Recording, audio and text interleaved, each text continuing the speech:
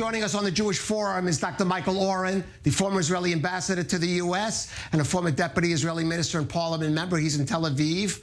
We have Joel Rubin, former U.S. deputy assistant secretary of state in Chevy Chase, Maryland.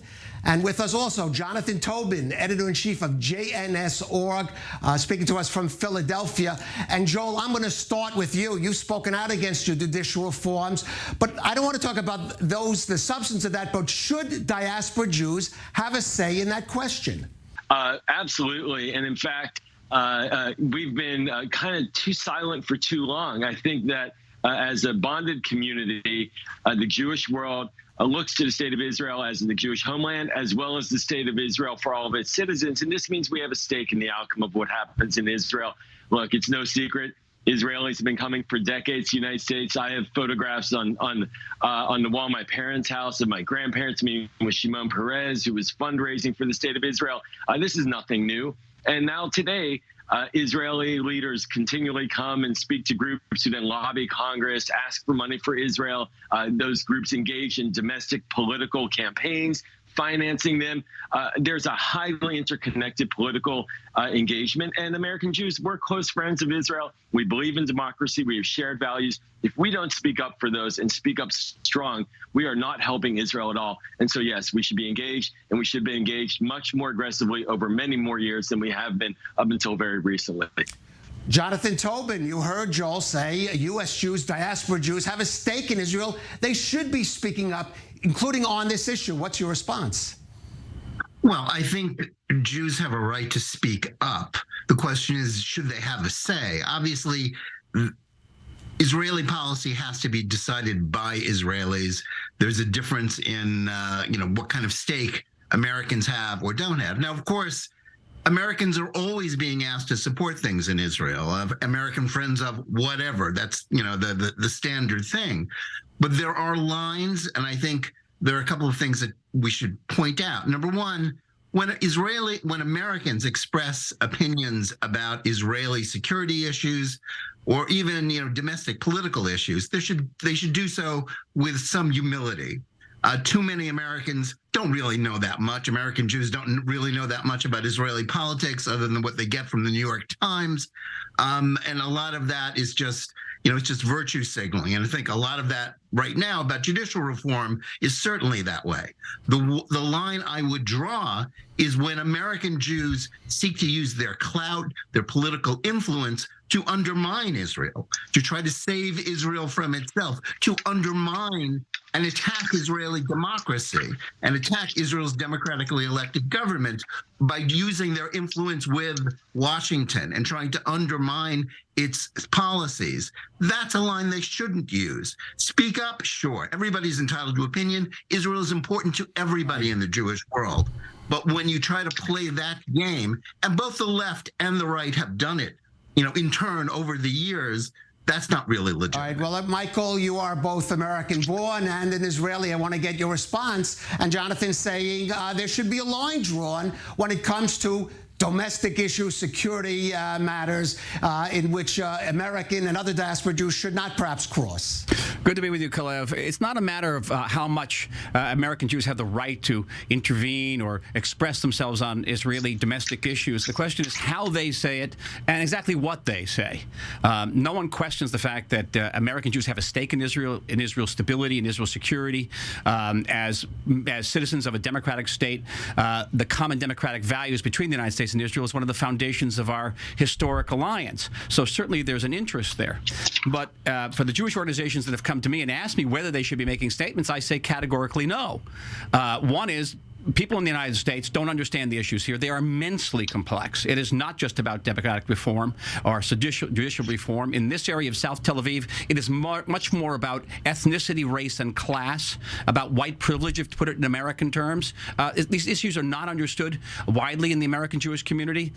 Secondly, the these statements are used by elements and organizations that are not friendly to the state of Israel, and you're providing ammunition to those elements. And thirdly, they're kind of a boomerang, because in Israel, when liberal American Jews come out against the Israeli government, which is not liberal and tends to be very conservative and observant, it's used. Look who's coming against us. Yet more liberal upper-class Jews, mostly Ashkenazim. So the whole thing actually basically backfires. At the end of the day, I would also say that American Jews, as part of a society which only last year experienced a major insurrection in its capital, where a former president now is facing multiple charges, I think American Jews should be a little bit humble about preaching democracy to any other country in the world. All right, well, Joe Rubin, you have it. You should be a little more humble, show a little more humility. You're saying more aggressive, so maybe respond. And to the question of whether American Jews in the diaspora have enough of a grasp of political issues such as the judicial reforms. Well, I love this discussion, and this is part of a vibrant democracy. And American Jews, we're at the vanguard of American democracy. And just to go to Ambassador's point, we're the ones, in many instances, leading the charge. And we should be vocal in defending American democracy. American Jews, by the way, 3/4 plus vote Democratic on a consistent basis. And it was the President Trump, the Republican leader, who basically tried to undermine that. American Jews, we have a stake in our survival here by having a strong democracy. And we weren't just invading an Israeli democracy in this recent discussion about judicial reform. We're watching the Israeli people. And the Israeli people, upwards close to 1 million in the streets, many of them asking for American intervention to help them against an autocratic leader in Prime Minister Netanyahu, who is trying to undermine Israeli democracy. So you bet we're going to speak up. And you bet that it's shared values. It's shared values on democracy in particular, and shared values on Judaism. And I think it's unfair to say that those protesting those judicial reforms are giving aid and comfort to the enemy. That means that all these IDF leaders who decided to protest are somehow supporting Hamas and those who hate the state of Israel. I just think that's beneath us in this discussion. Jonathan Tobin, you could respond, but to the point of Joel, that there are Israelis calling on diaspora Jews to speak up, and you've spoken out somewhat strongly on that issue about those Israelis. Listen, Israelis are always calling on Americans to sort of save, you pardon the metaphor, to save their political bacon.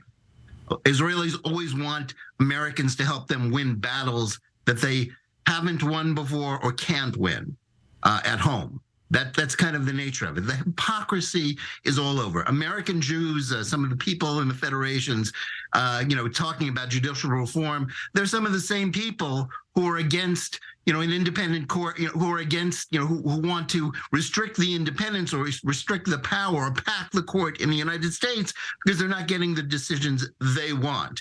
They're some of the same people who think it's terrible to try to overturn the outcome of elections. Israel just had an election a few months ago, and these demonstrations, we can debate about them, but at its core, it's not so much about one proposal for judicial reform or another.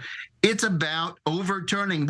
Joel just said it. This accusation that Netanyahu, who just won an election, whether you like it or not, whether you like him or not, he just won an election, and we have the same people who cry for democracy actually have no respect for democracy. They just want the outcomes of democracy to be in line with what they want. So the hypocrisy here, and it's true, it can cut both ways. Hypocrisy here is tremendous, especially when it comes to American Jews virtue signaling on this issue, many of whom really do not understand the issues that are involved. I think Michael stated very clearly there's a lot more here at stake in the people going out in the streets in Israel than just whether they don't like restricting the out of control power of the Supreme Court there. Well, Michael, you could respond, but I do want to broaden it a bit. Are there issues? When should American Jews, diaspora Jews, speak up? When they should not just speak up, but have a say? There are certain issues regarding immigration, regarding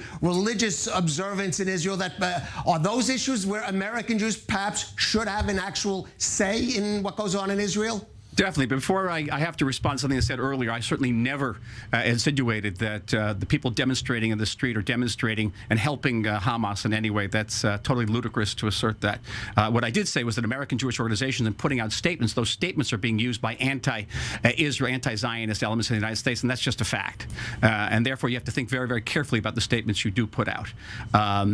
Yes, American Jews have a right to express opinions on issues certainly related to world Jewry. The Kotel issue, for example, which I was privileged to negotiate an egalitarian agreement on that Kotel. My own government withdrew from it, and I opposed that withdrawal. On issues affecting Jewish peoplehood, certainly. Israeli recognition or non-recognition of the reform and conservative movements, conversion issues, certainly.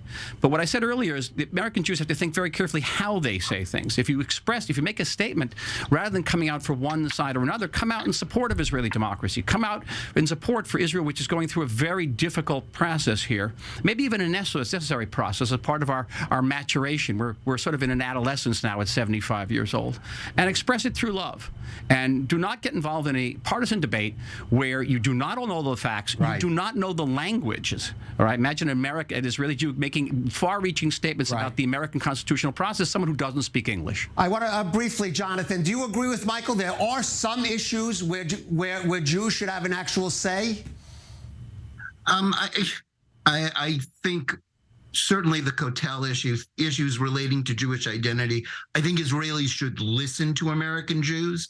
But if you believe in democracy, if you believe Israel is an independent country, and I have strong opinions on those views, and they're not necessarily, certainly when it comes to the Kotel, that are aligned with this current government. But in the end, our position, my position throughout the years, whether Israel's doing something I like or don't like, if there is a majority in the Knesset, if the Israeli democracy has spoken and the Israelis want one thing, whether I like it or not, I think we have a right, we have an obligation to respect it. We do not have an obligation to save Israel from itself. Israeli democracy, the Israeli people, whether they're in the streets or at the ballot box, they deserve to make their own decisions about their own country. Jonathan, I want to give Joel a chance to respond to that point. One very important point is that, yes, there are 700,000 people out there. If I may. I'm sorry, I'll let Joel respond Mr. now. Ambassador, and I truly respect my colleagues here. I want to say we are facing an existential crisis in the relationship between young American Jews and Israel. We need to find ways to build that connection up. I benefited from it. I've lived in Israel for more than a year of my life. My daughter had her bat mitzvah in Yerushalayim last summer. We saw our family there. I'm not ignorant of Israel, but I'm saying very clearly that American Jews, and especially if we want to engage young American Jews, to make sure they have a stake in the state of Israel, they have to have a stake in the state of Israel. And that's crucial. And that means listening. That means sharing common values. And that means saying, yes, humbly, we are, as our friends in the United, as your friends in the United States, and even our critics, we are going to listen to you respectfully. But a lot of the dialogue and a lot of what we see is now saying anti-U.S., anti-American Jewish, and that is in the wrong direction. Okay, we'll have to end this here. Joel Rubin, Ambassador Michael Oren, Jonathan Tobin, thank you for joining us on our Jewish Forum on Jewish World Weekly.